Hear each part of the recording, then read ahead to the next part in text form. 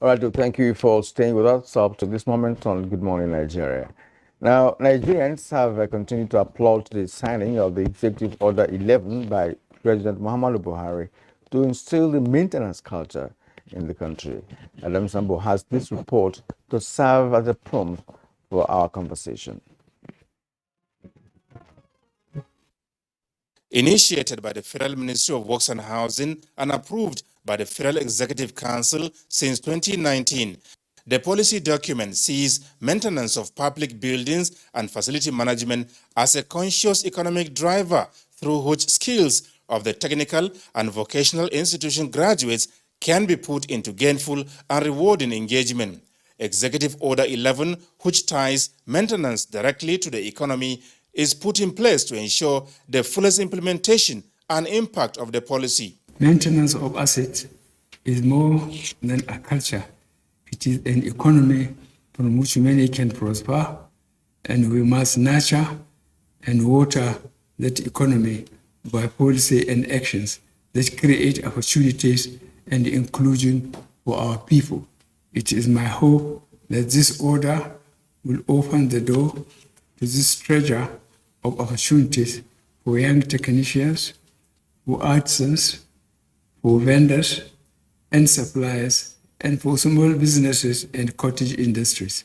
Already, the Office of the Head of Service of the Federation has approved the establishment of a Department of the Federal Public Assets Maintenance as a vital step towards supporting the implementation of the policy described as unprecedented in the nation's history.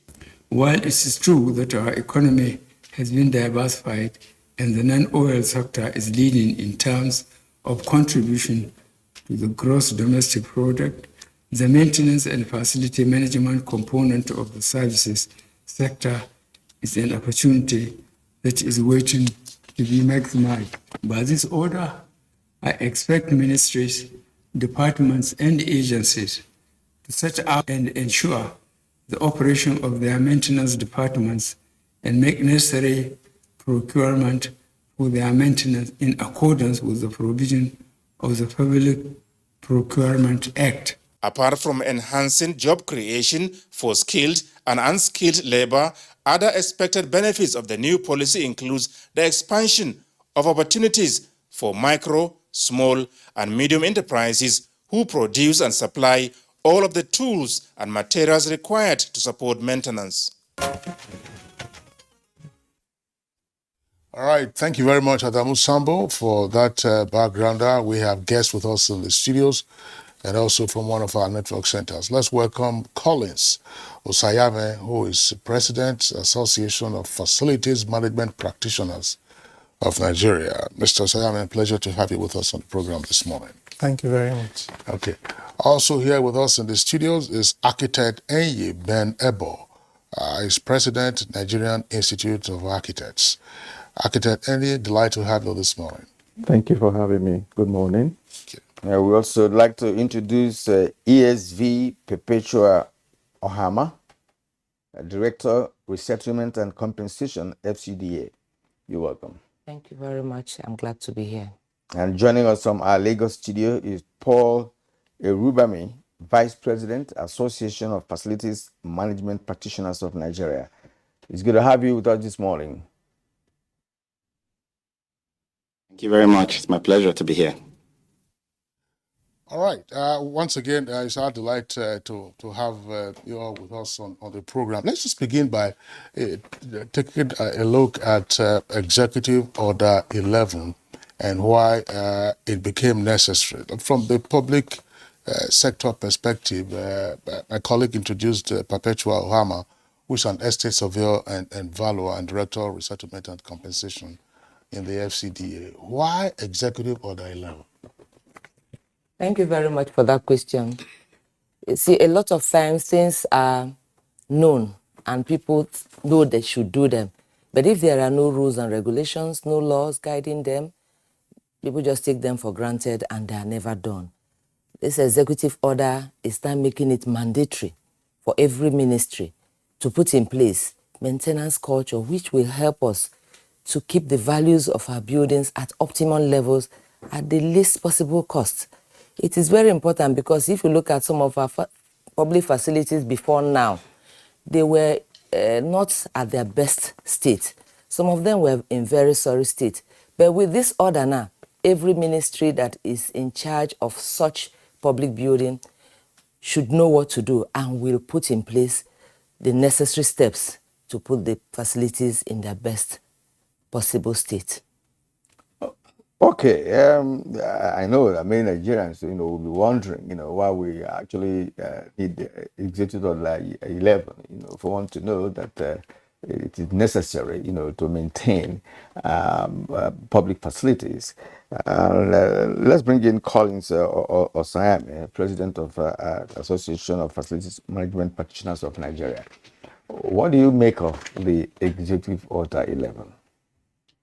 Well, I want to thank the President of the Federal Republic of Nigeria, and particularly the Minister of the Ministry of Works for deeming it necessary to bring the concept of facility management to the fore. This country has been known for building infrastructure and allowing it to rot. And people have adduced different reasons and summarized it as lack of maintenance culture. That phrase has permeated the fabric of our society. And I am happy to note that the president, while issuing this executive order, made it very clear that issue of maintenance has nothing to do with cultural issues, but it has to be a concerted and deliberate effort to make sure that you manage your facilities. And people have oftentimes assumed facility management or maintenance as just something you can do, but it is far from it. I have heard about lack of maintenance since I was in school more than 30 years ago, and the situation has not changed. But we are privileged today to bring facility management to the fore. And going forward, things are going to change because you need people that are trained and qualified to manage your facilities. You don't get a medical doctor to go to a court to go and defend an accused. That accused certainly will go to jail. So if we don't have the right professionals in place and the concept of facility management entrenched into our governance structure, there is no way we can change the narrative.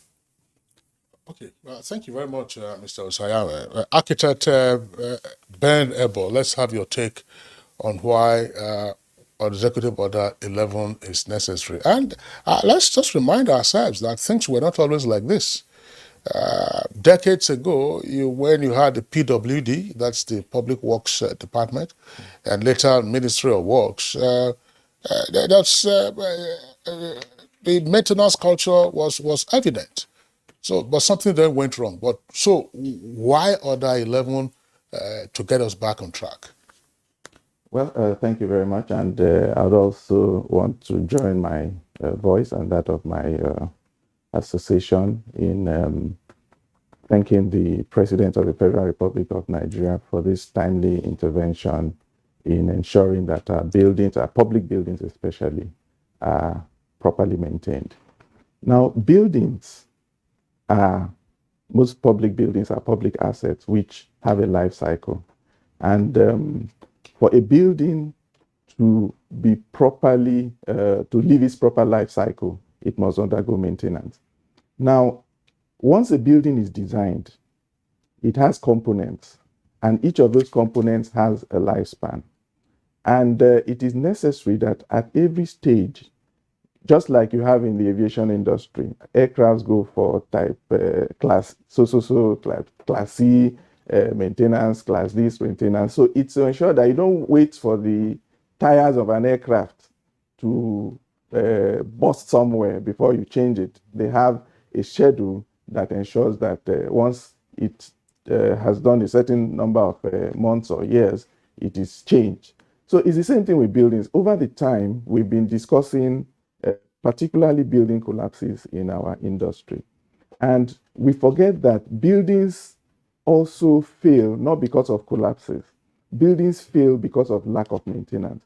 A lot of our public buildings have been gutted by fire because along the line, a cable that's supposed to be changed at a particular time is not changed, and it results in a fire incident. We heard recently that even at one of our international airports, that the lights went off when a plane was arriving from abroad, and that's not a very good picture for our country. And the reason they gave was that that airport was over 30 years old and the cables needed to be changed. If we had a maintenance culture, we wouldn't wait until it embarrasses us before that is done. And so we commend the federal government for this initiative. But let me give some background to this Federal Executive Order 11. Now, as a professional body, we've been advocating that our buildings, because architects are passionate about the buildings they design. And when they see their buildings deteriorating in such a manner that they don't want to be associated with those buildings anymore, we made representations to the National Council on Housing, and that was accepted, and that was what led to Executive Order 11. And at the moment, there's a department in the Federal Ministry of Works and Housing, which has been, I think, the Federal Public Assets Maintenance Department in the Federal Ministry of Works that has been charged with that responsibility, even in the executive order. That department currently is headed by a director, and that department is charged with the responsibility of ensuring that our public buildings are maintained. So first and foremost, that as architects, we have a responsibility for preparing what we call a maintenance manual, because once you finish, a building has about 3 stages. The pre-design, even in the building code, you have the pre-design stage, you have the design stage, you have the construction stage, for 4 stages, sorry. The construction and the post-construction. It is the post-construction we're talking about now. And for us to really have a proper post-construction, whatever it is, we expect that the architect should prepare the maintenance manual for the buildings, and those maintenance manuals normally, even in the design of the buildings, we take into consideration how those buildings will be maintained. If, for instance, you design a building and you don't provide for ducts that will be able to maintain if something goes wrong in the roof or anything inside the building, it becomes a problem when there are maintenance issues. So from the design stage, architects ensure that those provisions are made for proper and easy maintenance. Then at the end of the construction, when they are doing all the as-built drawings, because it's also very necessary that every building should have a copy of the designs or what was built within the building, so that when there's a problem like a fire, the fire service can go there and know how to tackle those issues without causing much of a problem. And also prepare a maintenance manual, which will now be a guide for the post-construction maintenance of the building. So we are quite happy with the development, and I'm sure that this would ensure that our public buildings become things that we'll be proud of. You don't invest so much money in a building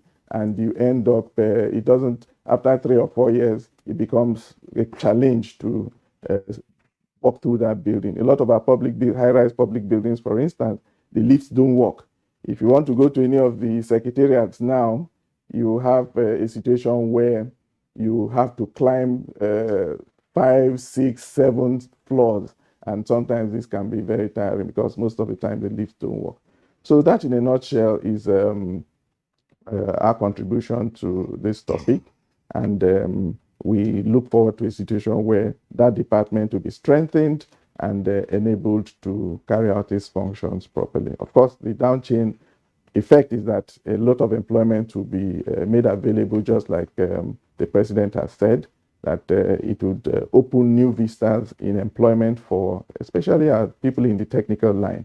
they'll be able to have work, because it will now be mandatory, or it is now mandatory rather, for all MDAs to set up or to have this maintenance unit.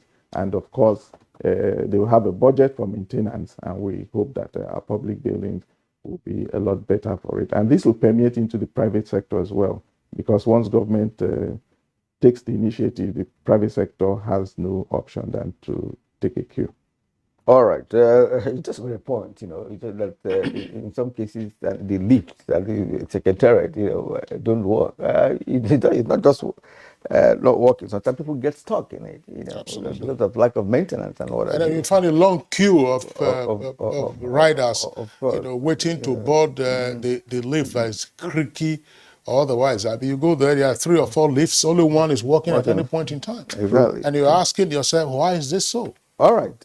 Let's bring in Paul Rubami now, Vice President, Association of Facilities Management Practitioners of Nigeria. Let's get our own view on the Executive Order 11 that the President just signed into law. Thank you very much. I'm happy to be here. I know that this is a good thing. It's been long coming, long expected. As far back as 2019, we expected that an order, legislative or executive, would have come into place to put into effect that particular maintenance policy that was formulated by the ministry and partners in the industry. My take really is, now that we are at the point of implementing this maintenance policy, we should do a few things to get it right, so we don't create another avenue for public spending without value. And one of the first things we should do as a country, all the MDAs and ministries or agencies involved with implementing this order, should start by putting together a national database of public properties and assets. We have to have a register of all government properties, because there will be budgeting for the maintenance. There will be planning for how these properties will be maintained. We need to know how to generate value from this process. You cannot manage what you don't know, right? So that's the first thing. And then I also expect that there will be a condition assessment carried out. I've been to so many public properties. You cannot just start maintaining all public properties without knowing the condition in which they are. There's so much dilapidation that needs to be fixed, right? So there's the repair that needs to happen before you go into steady state maintenance to have sustainability of this program. But in all, there should be some form of strategic planning, right? So we don't wake up on an ad hoc basis and start ordering artisans around to fix things. It's important that we have some kind of strategic planning that includes, expected services from these buildings, expected service level, what kind of, return on investment do we expect for all of these projects that are going to be brought about, what are the sustainability targets, so many things that needs to be looked into in the strategic facility plan, especially looking at how these buildings and facilities are being utilized, because we have so many that are not being well utilized, so that optimization of these assets needs to also take place, so we don't throw money around trying to maintain. The capacity to implement this order would be a very big challenge, right? Because facility management has a whole body of knowledge that a lot of training needs to take place. Civil servants need to be trained. Artisans, vendors need to actually have proper training on how to put in the right processes to make this maintenance effective. I also believe that we should start thinking about the adoption of technology, because so much of what we've been doing in Nigeria has been so manual and ad hoc, time-consuming costs that are not optimized as well. A lot of technology will bring down the costs, bring us better services in no time. And then let's think about user orientation. It's easy to start throwing money around, but if there's no ownership, if there's no you know, individual ownership of the space you've been provided by the government in these public spaces to do your work, you would just be another source of ruin. Okay, so we need to have users oriented on how what our roles are with regards to maintenance, because sometimes we think of maintenance as something we do for the users, whereas there's a lot that the users themselves need to also be able to contribute to ensure that we don't have, destruction of this property. When you are assigned a space in the public building today to do any of the public service, you should expect some level of service. It needs to be defined. So we don't go about having contracts to provide maintenance and provide services without having a defined level of service. You know, there should be an expectation. The president mentioned providing air conditioning. Somebody has mentioned about transportation systems in buildings, elevators, and so on. Having power, running water, sewage, and so on and so forth. There are standards, and these standards need to be defined so that when we go about implementing, we know exactly what we are working to. I also think that we don't need to reinvent the wheel when it comes to global best practices and standards. This has been done in public sectors all over the world. So Nigeria need not be an exception. We don't need to restart the whole process. We can actually adopt global best practices in our maintenance program, especially in the procurement process, because if you specify correctly what needs to be provided, then the vendors are guided. But if you have a contract that simply says come and maintain, then you will not get the kind of results you're expecting. And then I think we also need to look at it from the professional standpoint. Professional bodies in Nigeria need to come together and have some kind of mind searching to look at how we as individual practitioners have participated or have contributed to the problem we're trying to fix today. How much of our designs have had operational readiness and maintainability in their considerations? How much of our construction have actually had this consideration for life cycle implementation? It's not just about government. So I think we should also think about how we can come together and rethink the process of designing and construction. So we don't say, oh, the government has not been providing this and providing that. Sometimes a quantity surveyor estimates the cost of a construction and throws in a budget to the government to just build, forgetting that as soon as you build, the life cycle that's just the beginning. In fact, the structure or the infrastructure is just about 10-15% of its life cycle value, right? So when we are creating that process of estimating and budgeting, we should not just overlook all the other expenses that are going to go into it, because over 50 to 100 years, that property is going to be, you need to invest more than 6 to 10 times what you put in to construct. So professionals need to rethink that whole process. And then again, like I've been mentioned before, all of those things about maintainability, issues of access, issues of degradation, issues of sustainability of these services. So it's multifaceted, right? So I'm happy that we have this executive order, but the bigger effort needs to come in a concerted way so that we can implement it properly and not just celebrate it, end up throwing money around and not get value from it.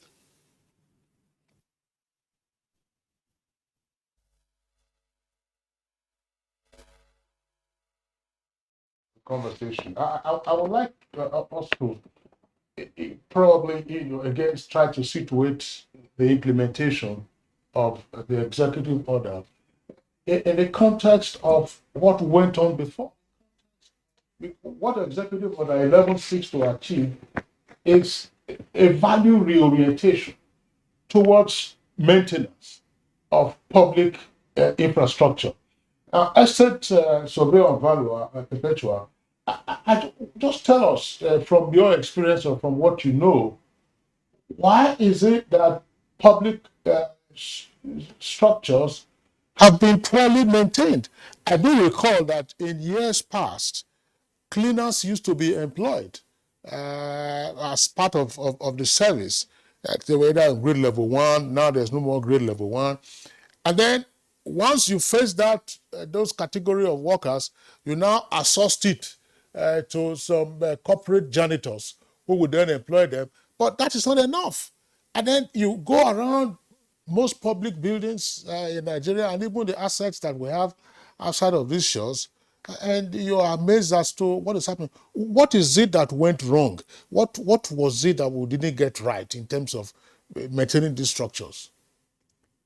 Thank you very much. I would like to say that as an estate surveyor representing the association here, that we are one of the happiest groups about this Executive Order 11, because it's going to inject into the system a new way of thinking, a new way of doing things. Like you have observed, generally estate surveyors manage properties, whether big or small, and they manage a whole lot of people working in the properties. So they need to know what they need to do at any given time.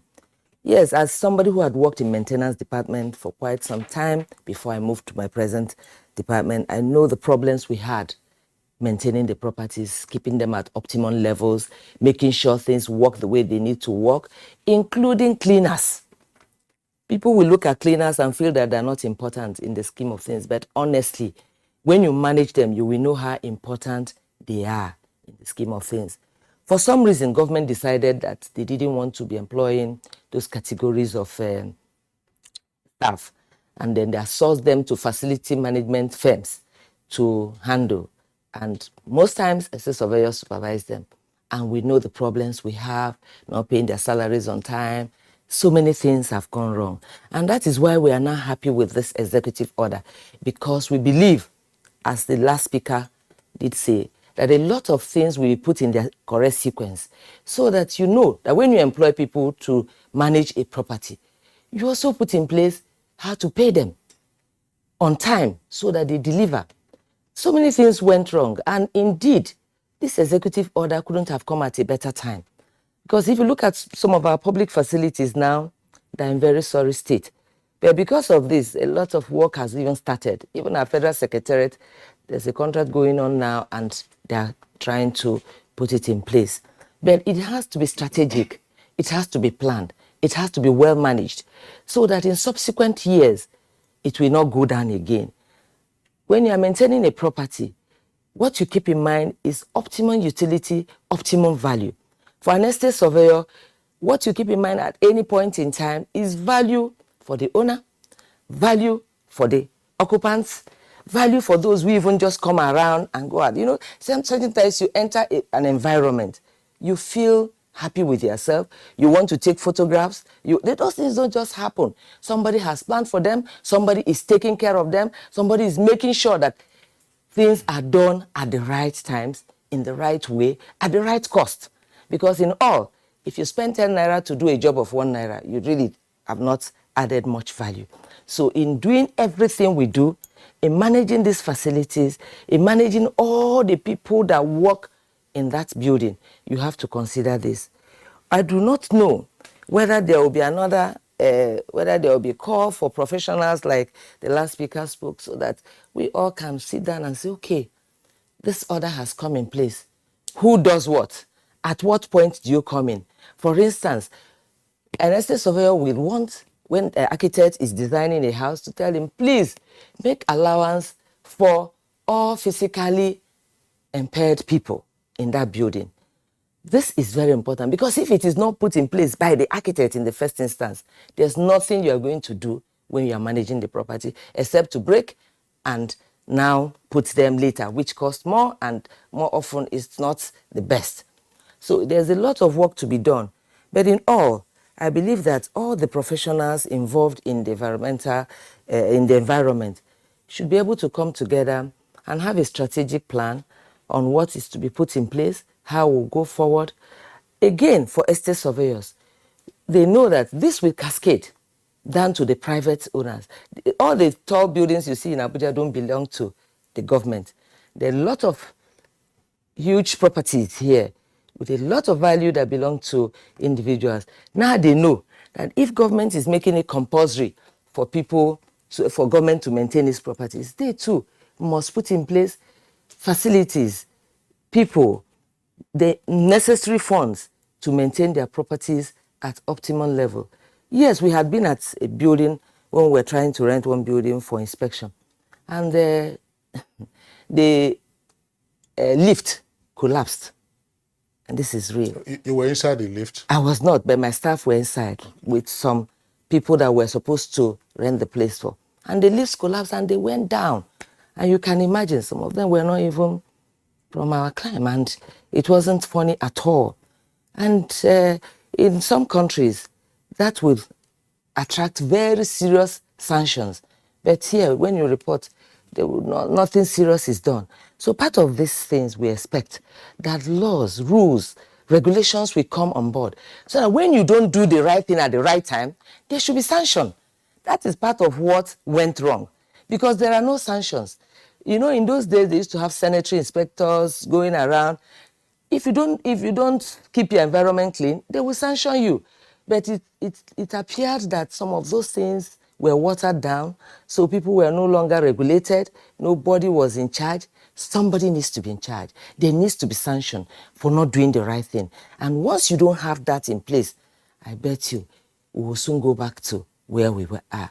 So it is important that government puts into place a regulatory body for this new order, so that when you don't have what you're supposed to have in a public building, and it should be more than government buildings, when you don't have what you're supposed to have, like firefighting equipment, today we're talking of resilient buildings, buildings that can fight fire, that can fight any situation. There are some buildings that when there's fire and they notice it, water will automatically come down, chemicals will come down, and it will shut down the fire.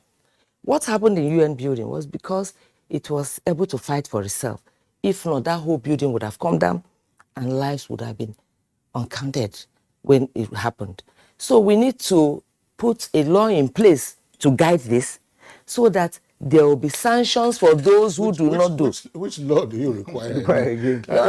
Exactly. Executive order is a facilitative order signed by the president to ensure the implementation of a policy. But the point you are making is... The ministry will domesticate it. No, the point you are making is noted. Let's not get into the legislative aspect. Kieran, the point you are making is that there ought to be, okay, you have the executive order now. What will be the sanctions regime for failure to implement it? Okay, yes. Now, and that will take us to the aspect of implementation, because, of course, we've known, historically speaking, that the issue we have always had in this country is that of implementation. When policies, beautiful policies are made, and then when it comes to implementation, it becomes difficult, and that has led to failures, in some quarters. So let me bring you again, Collins Alzheimer, as a professional. What should be the next step? Now, the order has been given. What should be the next step with respect to implementation? What should the MDA, the ministries, should begin to do at this point to ensure implementation? All right. Thank you very much. I want to start by saying that the implementation phase is what the executive order has come to establish.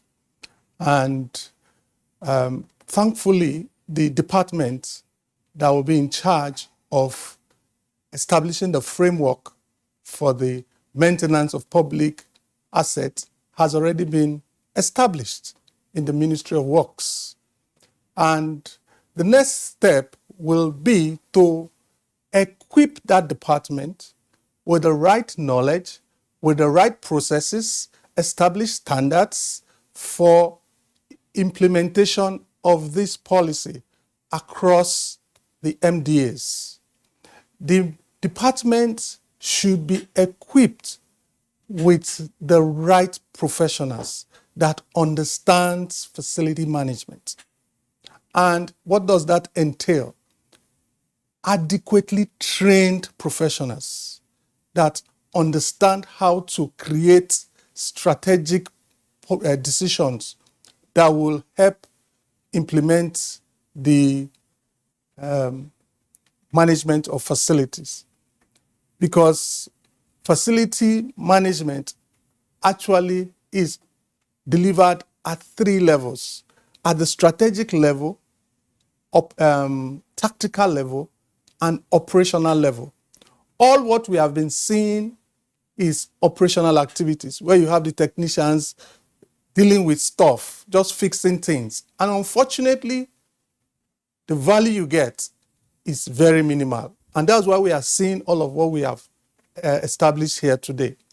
Now, with the department in place, we have a director who will be able to sit down and strategize, carry out a proper planning process on how to cascade this down to the various MDAs. Excuse me, I'm not cutting you short, right? If all the departments, all the MDAs, administrators will begin to create either a directorate or a new office, with respect to this, begin to do a fresh employment for people who are trained, is that what you mean? No, do we have to engage the private persons like you who are into maintenance to take care of that aspect? Yeah, when you read the executive order carefully, you notice that a department has already been created. In all the MDAs? No, in the Ministry of Works and Housing, that will be responsible for the implementation of these policies. Now, we expect that the department should be saddled with the responsibility of cascading this down to the various MDAs. What the policy has created is a framework, because we don't have a framework. It's only a wishful thinking if you think things will just start changing without sitting down and somebody being in charge to make sure that the right processes, the right standards are in place. The Ministry of Works is just one ministry. We have several ministries. Good. Several MDAs. Absolutely. So now it's been established in the Ministry of Works. How would it be cascaded down to other without fresh employment in those other MDAs to ensure that the policy is implemented? That's my worry. Creating a framework has to do with showing people this is how it should be done. This is what you should do. If you don't do this, this is what's going to happen. A framework is created after you've gone through the entire length and breadth of the country, carry out an audit of the existing buildings Nigeria has, and you've identified the state of this asset. You know the resources available to manage them. Then you come up with a framework. And just like when buildings are being developed, the ministry is in charge of construction and other things. But the various MDAs have their building departments, and the ministry sends people to oversee. So it's like the overall agency responsible for ensuring that the facility is maintained. The problem we've had all along is we have not identified who is actually responsible. I give you the building team. We have the architects, we have the engineers, we have the quantity surveyors, even the estate surveyors and the planners. But who stays with all of these professionals I have mentioned, perform one function or the other in the building and move to the next site? Nobody stays with the facility. And the truth is that these people have done their part. Now, the executive order has identified that gap and created a body that will be responsible for ensuring that this particular function that nobody is performing at the moment. That is why, if you want to ask what is the real problem in the entire strata, there has not been anybody in charge, anybody responsible. Everything is being done in a ad hoc manner. So when the framework is developed, they now present it to the various MDAs to begin to implement in their various units or departments or ministry. And if they fail to do that, then they can now enforce whatever penalties if the building falls short. So I believe that the first thing is to empower the department that the policy or the executive order has identified. Every professional that is involved with the built environment have to contribute one way or the other to ensure that the department is given the right tools and resources to create this framework. Be it going to carry out an audit, condition assessment, putting processes in place, developing standards. All of these has to be properly planned if we don't want to go back to where we are coming from.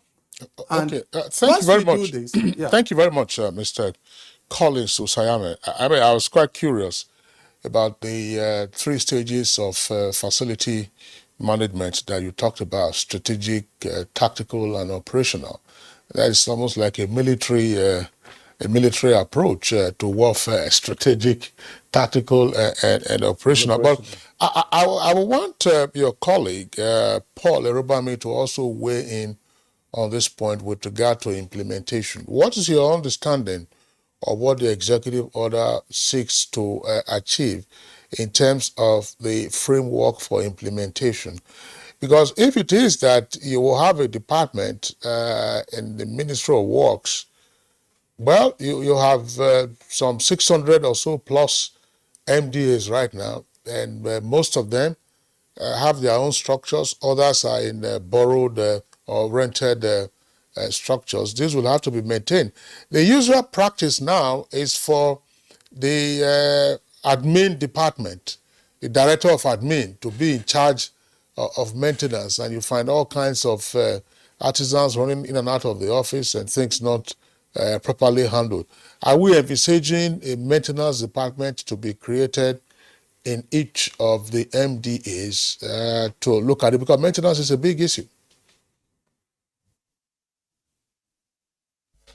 Thank you very much. So let me just make one point clear. We have always had people in charge of maintenance in every MDA. I mean, if you study our national budget in detail, you will find that a large chunk of these funds, operational funds of the government, is already going into maintenance. Thank you for mentioning the admin department, a directorate and an officer in charge of administration. They already perform functions of facility management. They already spend the money for maintenance.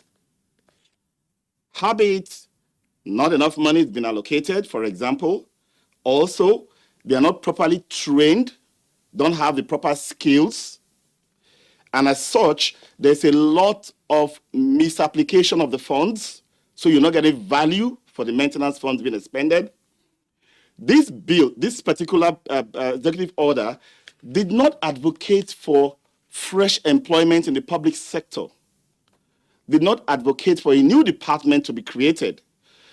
It creates a new enablement for the people who are already saddled with the responsibilities of maintenance in all of these public buildings to, one, be trained with a proper facility management body of knowledge.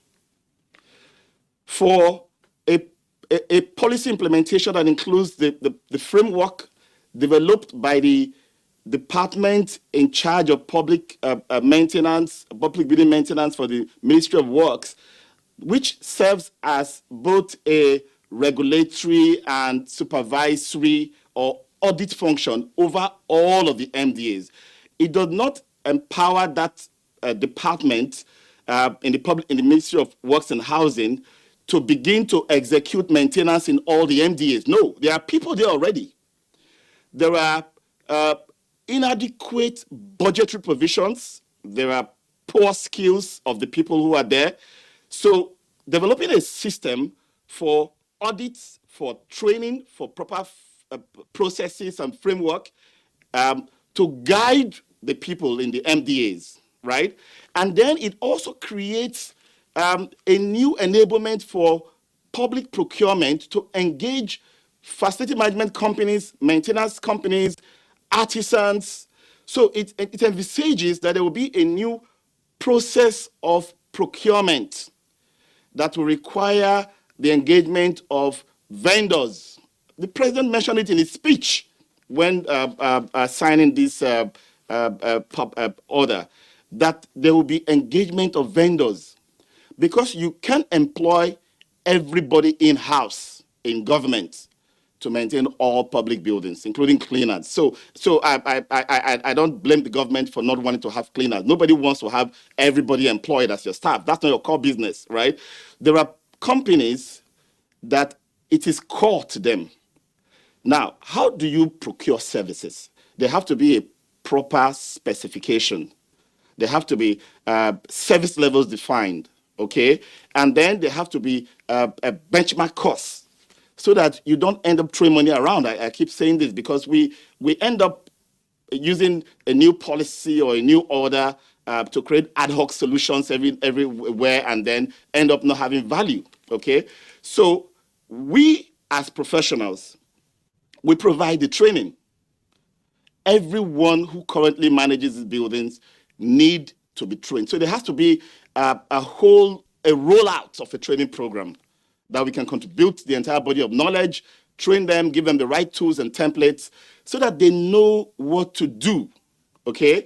And then help develop the processes with which the public buildings maintenance department will implement the supervision of all of the other MDAs. So that's why I talk about professional bodies not going to just sit down and say, oh, the government is about acting. No, we need to not wait to be invited. We need to actually, at this point, begin to think about how we can come together and say, how do we support that new department that's going to be the supervisory department? What processes do they need? What training do they need? All right, we need to start working on that right now before it gets too far in. And then for all the other MDAs, who are the people there that need training? What processes do they need? How do they implement this executive order? What goes into the next budgeting cycle? Because the president says you need to create a budget and make sure it's embedded in the budgeting system, right? But this has to be done systematically. You can't just wake up and say we need X amount of money. It has to come through proper asset identification, specification of service levels, condition assessments done. And these are all professional projects that need to be implemented so that we can have a short-term, medium-term, long-term budget developed, and then the implementation can roll out from there. So in a nutshell, training, development of processes, tools and templates, introduction of technology will help to empower these people, because there's no need for new employment or recruitment. They just need to be empowered with the right skills and tools. Yeah, gentlemen and lady, let's begin to be specific here. When a structure is dilapidated, it could be that there's a failed portion, that there are cracks in the structure. It could be electrical. It could be that the roof of the structure is giving way, due to old age and what have you. That means that we need specific professionals to handle the maintenance. And when you say that the maintenance department exists in an MDA, does that department have professionals in these specific areas who must have the knowledge to be able to maintain those aspects? For instance, we talk about a leak, giving way or collapsing. You can't bring a mason, for instance, to go and take care of that. You have to bring somebody who is knowledgeable in the maintenance of that facility. So that's why I'm so worried about the specificity and the implementation aspect of this order in the first place. And that was why I asked this question. Should it mean that MDAs and ministries should begin to engage vendors, professionals like you, to come into this? Because of course I know that you must have persons in your employ who are knowledgeable in some of these areas, of perhaps failures that could, lead to the dilapidation of a particular structure. So let's bring in again the architect here with us, Ben Abel. Could this be the reason why the president linked this order to national economy? Well, thank you. Let me just add here that procurement of buildings is a multidisciplinary process. You have various professionals who are involved at one stage or the other in bringing these buildings to be.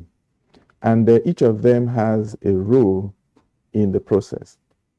Take, for instance, you talked about lifts, you talked about cables, you talked about cracks, you talked about several other things which you didn't even mention. Now, the approach is really to ensure that each of the professionals as a specialist in those particular fields must be the one to advise on what to do.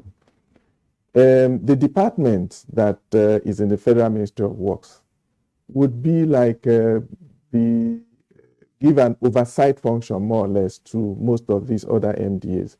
And they would warehouse specialists in some of these fields, because if your facility has a lift, for instance, or an escalator, or any of those specialist engineering stuff, you don't need to employ a mechanical engineer, for instance, if you don't have a lift in your facility.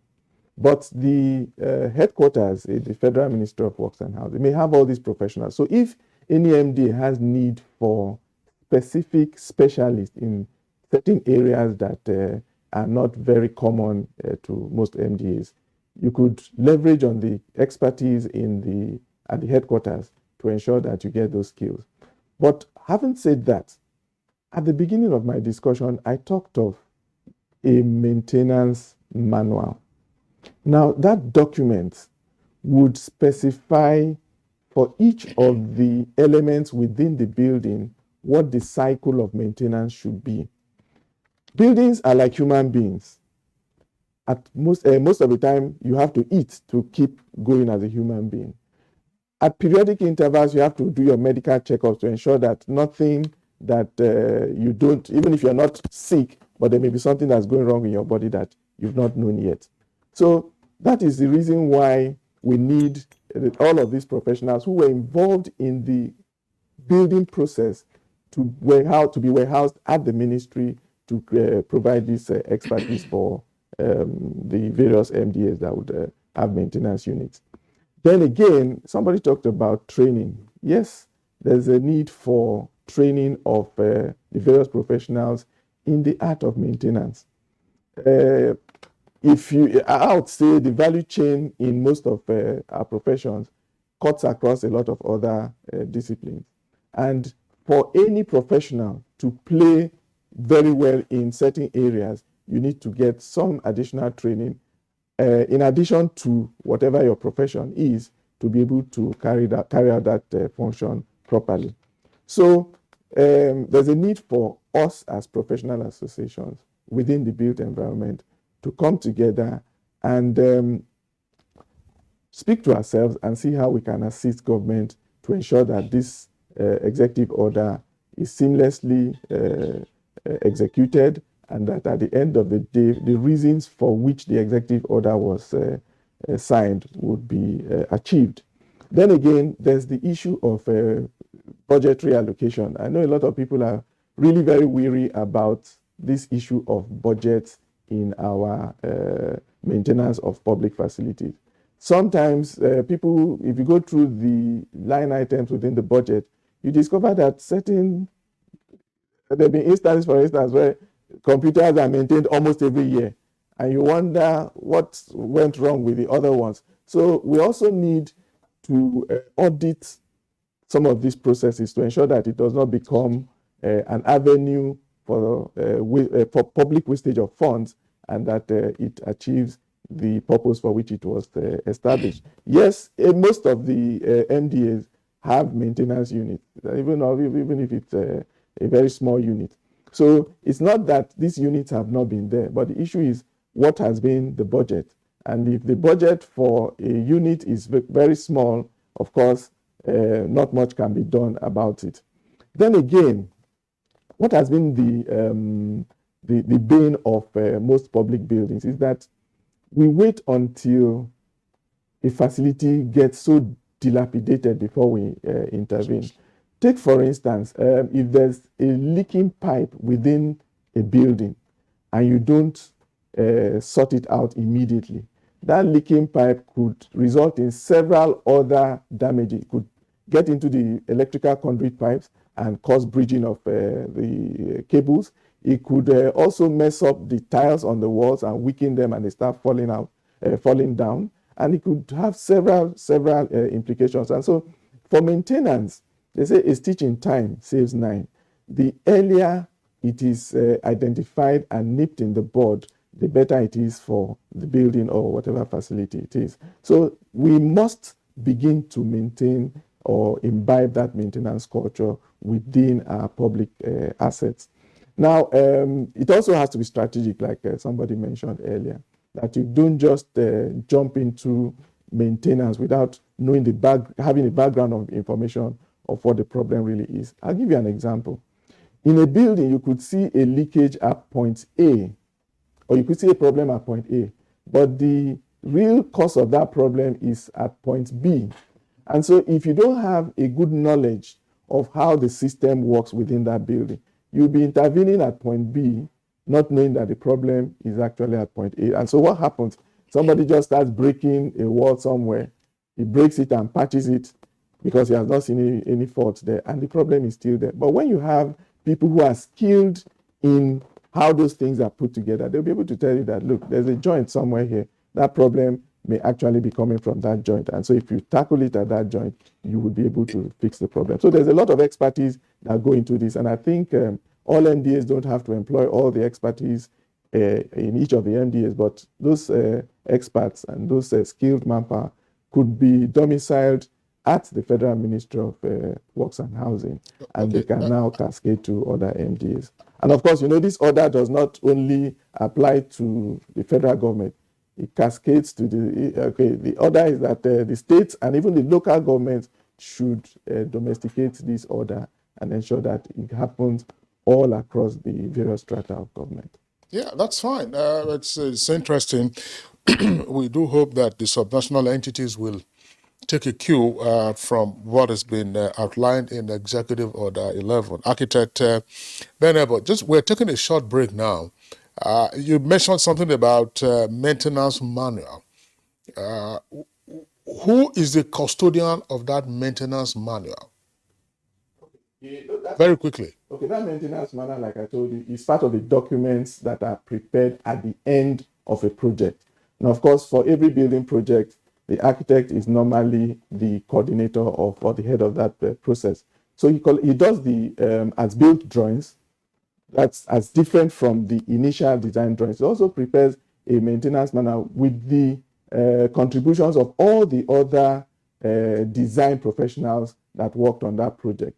So at the end of the day, that maintenance manual is packaged and handed over to the client for implementation post-construction. Of course, at the post-construction level, the client is at liberty to appoint his own. He can engage the architect and other consultants if he still wants, but he's at liberty. That is the key. That is the key, Kirian. Is it who is the custodian? In the client's team. I mean, you have a broad range of experts and units. And who is the custodian? Kirian, I think we'll take that question. Maybe get the other guests to also respond to this when we come back from this short break. All right, you're still watching Good Morning Nigeria on the network service of the NTA. Well, before we went on break, one of our guests was talking about who is going to be the custodian of the implementation document. And I would like to bring in Madam Perpetua here to let us know what should be done. Who is the right personnel, to manage such an implementation document? Thank you very much. Like the last speaker said, At every stage of a building, there are professionals who are in charge. At the end of the construction, a property manager is appointed. Most times, an estate surveyor and valuer. The estate surveyor and valuer gets these documents that are being talked about now, the manuals, and then the estate surveyor is saddled with the job of, I'm not talking of only government, I'm just talking of what happens in a standard property. And then this estate surveyor is saddled with the job of getting the right professionals to help in the management and maintenance of that property. Most times you may require the services of vendors, vendors, janitors, people in charge of electricals, people in charge of different things. And then you have scheduled maintenance. You also have corrective maintenance. You have preventive ones. At every stage, you should know when one comes and when the other will follow. The scheduled maintenance are the ones that you are supposed to do periodically to keep the property in the state of its highest value. The corrective ones are the ones you do when there's a problem in the property and you have to fix it. There are also predictive ones. Those ones when you suspect that something is about to go wrong or something, you can use your sense or equipment or whatever to trace and see whether something is really about to go wrong. Maybe you have taps that are running and suddenly you notice that the pressure is a bit slower. You don't want to wait till it stops. Then you begin to look for it. You find out, can use the equipment to find out why is the pressure of the water not going up again? I mean, I'm just giving a typical example and then you can fix it.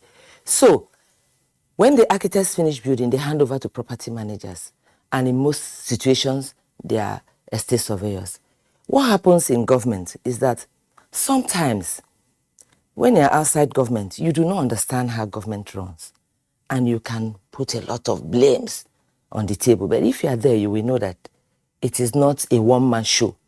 There are a lot of aspects that make it look the way it looks. Sometimes procurement for facility management, for facility management issues may take so long that the existing contract will expire. Because most of our facility management contracts run for 1 year. Sometimes we are not thinking FCT of allowing them to run for 2 years, like street light maintenance.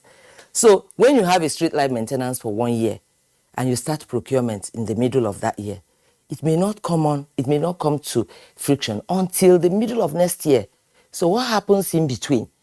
That period is when you begin to see a lot of problems coming up, meanwhile no service vendor to take care of it.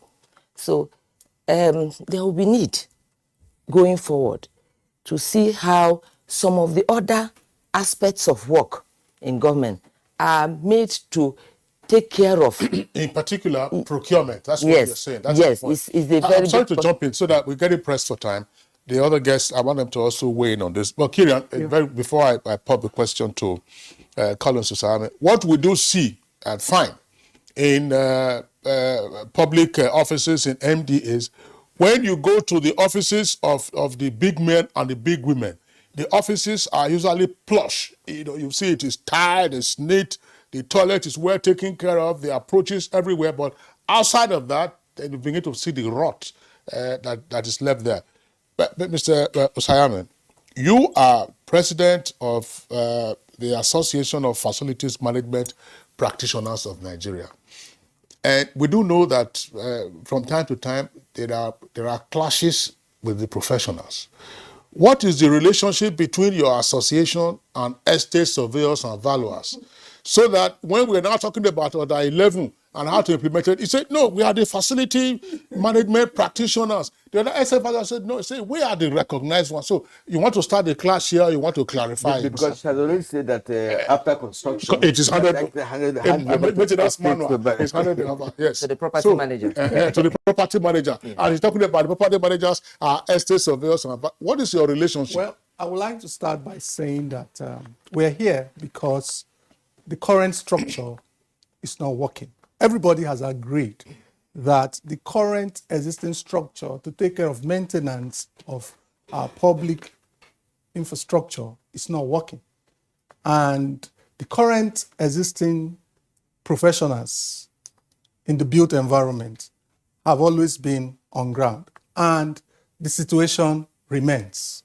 So I believe that because of a gap that a professional body or a professional association or institution has not filled, that could be responsible, and the need for this executive order.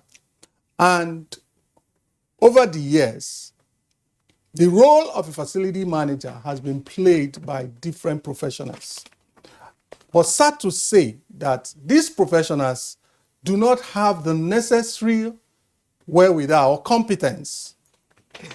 Facility management has 11 body of knowledge, has identified 11 body of knowledge. And if you look through the existing professionals, they may have a few of those competencies. But a facility management professional that has been trained, gone through the process, truly has what it takes to take care of what we are talking about. Incidentally, I started my career as an estate surveyor, a good one at that. So I know exactly the role of a facility manager. I know the role and function of an estate surveyor Briefly within the summarize. built environment. The estate surveyor is trained to procure interest in land, to help the investor recover his investment, whether through making sure the property is sold after it's constructed. Whatever investment the owner, the developer has invested, he ensures that he protects the investment. The facility manager is trained to ensure the continuous use and functionality of that facility. The user of the facility is his responsibility, making sure that the purpose for which that facility is developed is realized. Every facility or every structure is built to perform a function. Okay, let's stop you there. Kingsley, there's one aspect of this conversation that we didn't bring in earlier on, and that has to do with the fact that if you look at most of the facilities that we have in this country, especially big structures, bridges and roads and what have you, all these are part of infrastructure. They're built by foreign firms, foreign companies. You know, and when it comes to maintenance, I don't know. Do you think that it's a factor? It's a factor. You know, if you're not part of the building, I mean, how would you also be part of maintenance? Does it make sense? Let's bring in your professional colleague in Lagos. You know, to come in here. What do you make of this? Right, because most of the facilities we're talking about are all built by foreign firms and foreign companies. All right, thank you very much. It's really not the issue of who builds. We have the capacity for local firms, engineering firms, and construction companies to build. The topic on the ground, the real issue we are dealing with here is who maintains after the building. So let me take you through a quick run through of the building cycle. It starts with the planning stage. This is where the investor, owner, government, you know, whatever, who is going to put the money down to create a new property, decides to plan, creates a brief, gets in designers and planners, creates a strategy for what this property is going to deliver when done. At this stage, the facility manager's role is basically advisory in terms of looking at the end goal, the operational readiness. Goes through design, where a series of consultants, engineers, all classes or categories of engineering is involved in the built environment. They come in to work with architects and designers and project managers, quantity surveyors, to come together and create a bill of quantities, a construction plan, a program for works, and then execute the construction, which is the next phase. The FM's role in all of this is also advisory for maintainability considerations, for sustainability considerations. Out of that construction, the engineers and architects and designers and project managers are supposed to deliver a series of documentation for operations and maintenance, which includes the as-built drawings, the operations manuals, the warranty documentation, the licenses and permits, training manuals for people who are going to run the place, and so on and so forth. These are delivered to the owner, represented by the real estate person who started the project in the first place. So the estate surveyors and valuers are part of the planning. They are the ones advising on the investment. They are the ones receiving it to say it's now done. And then they're supposed to automatically and immediately engage facility managers as the next phase. In fact, the engagement of facility managers are supposed to have started right from the planning stage for advisory purposes through the development. And then the designers and the engineers have developed an operations and maintenance manual. They've developed as-built drawings and all the other documentation. And then the property manager receives these and hands them over to the facility management professional to manage. What has happened in Nigeria is that we do not have a stock of professional facility management training from the academic system. And this was mentioned in the executive order. We need to have a process for developing curriculum to create diplomas and degrees in facility management, because the body of knowledge exists, okay? And then these professionals are now supposed to manage the entire operations, the tactical implementation of, and then the strategic deployment of policies and procedures and planning to ensure that the value envisaged by the real estate professionals and the owners and designed and constructed by the engineers and the quantity surveyors and the designers are realized. So in essence, all the other professionals in the built environment, they do all their work so that the facility manager can deliver results. And that result is in how the buildings are used, how the asset value is preserved, how the environmental impact is reduced, how life cycle costs are optimized and reduced, and so on and so forth. So, Paul, Erubami would like to appreciate you. We're getting pressed for time now. We have to call it a day in this conversation segment. Paul Erubami, Vice President, Association of Facilities Management Practitioners of Nigeria, joining us from our Lagos Network Center. Big thanks for being part of our conversation. Collins Osayame, who is President of the Association of Facility Managers, also with us here in the Abuja studios, would like to appreciate you for being around. Estate Surveyor of Velua, Perpetual Ohama, who is Director of Resettlement and Compensation in the Federal Capital Development Authority here in Abuja, would like